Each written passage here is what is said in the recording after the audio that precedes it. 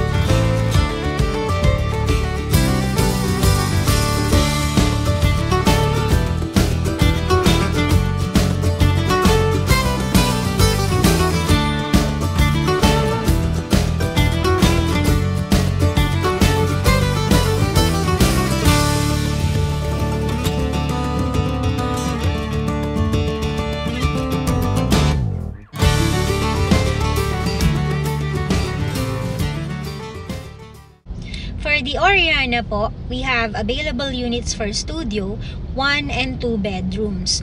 Turnover will start on April 2026 and November 2027. So if you're interested to acquire to any DMCI Homes properties, you may reach me through my contact details posted in this video. Thank you for watching!